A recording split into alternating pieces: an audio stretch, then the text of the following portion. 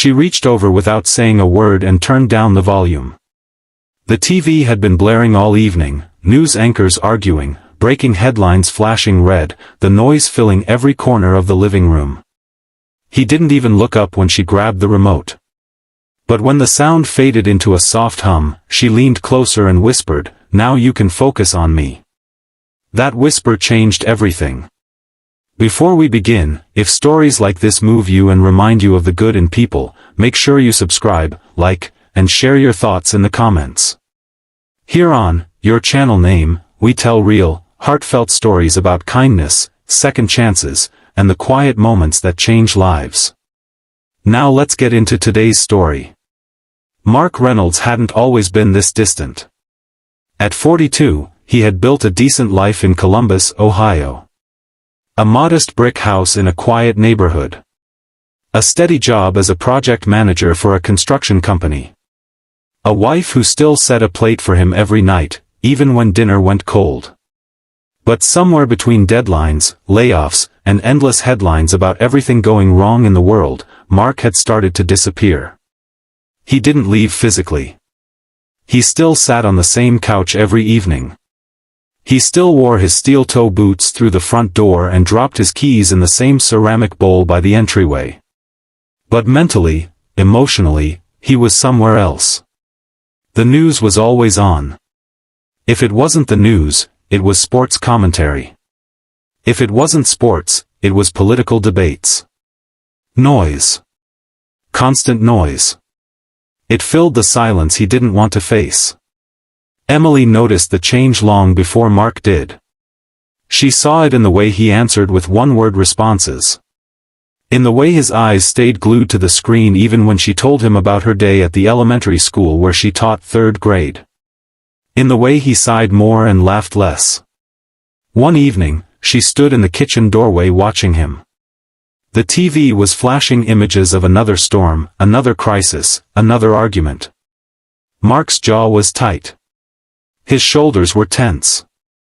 "Dinner's ready," she said softly. "Just a minute," he muttered, not turning around. That minute stretched into 20. They ate in silence that night. The clinking of forks against plates sounded louder than their voices. Emily missed her husband.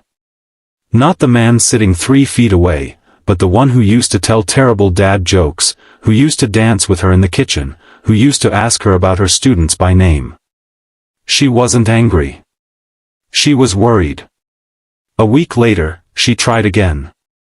"Mark," she said, sitting beside him on the couch, "do you ever feel overwhelmed?" He shrugged. "It's just the world. It's a mess."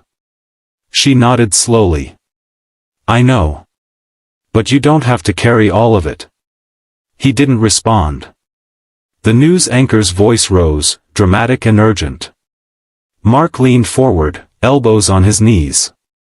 That's when Emily realized something. It wasn't just the noise. It was what the noise was doing to him. It was feeding his fear. His stress. His sense that everything was out of control. And the more out of control he felt, the more tightly he clung to the screen, like maybe if he just watched closely enough, he could prepare for whatever disaster came next. But in the process, he was losing the small, beautiful moments happening right in front of him. The breaking point came on a Thursday night. Mark had just gotten a call from work. A major project was delayed. Costs were rising. His boss had hinted at restructuring if things didn't improve. He hung up the phone, walked into the living room, and turned the TV on louder than usual. Emily was sitting at the dining table, grading papers. She looked up at the sudden blast of sound. "Mark," she called gently, "can you turn that down a little?" He didn't answer. She waited a few seconds, then stood up and walked over. She could see the tension in his face. The way his leg bounced restlessly. Without asking again, she picked up the remote and pressed the volume button.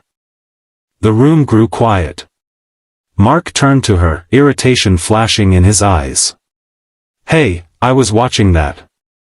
She knelt down in front of him, so he had no choice but to look at her. And then she said it. Now you can focus on me. There was no anger in her voice. No accusation. Just softness. He blinked, confused. What?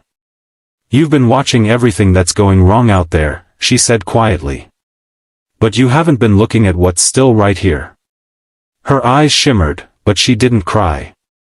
I miss you, she whispered. I miss us. The words hit harder than any headline ever could. Mark opened his mouth to defend himself, to say he was just trying to stay informed, that he was stressed about work, that he didn't mean to pull away. But none of those excuses mattered in that moment. Because she wasn't attacking him. She was reaching for him. He looked around the room, the warm lamp glow, the family photos on the wall, the half-graded stack of math quizzes on the table. The life they had built together. And he realized he had been physically present but emotionally absent. I didn't know, he said slowly. I know, Emily replied. That's why I'm telling you. They sat there in silence, not the heavy, cold silence of the past few weeks, but a softer one. A space where something honest had just been spoken. For the first time in a long time, Mark turned the TV off completely. That night, they talked. Not about politics. Not about disasters. Not about worst-case scenarios. They talked about her students.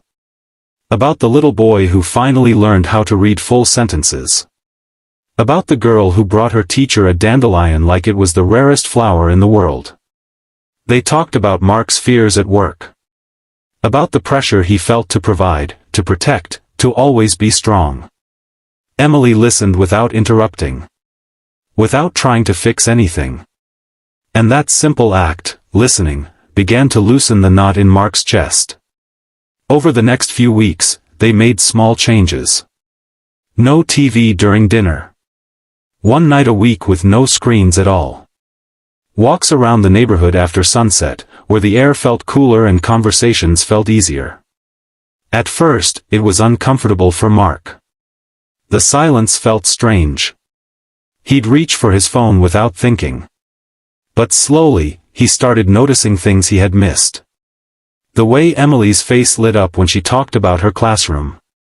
The way the neighbor's dog wagged its tail every time they passed by. The way his own breathing slowed when he wasn't constantly absorbing bad news.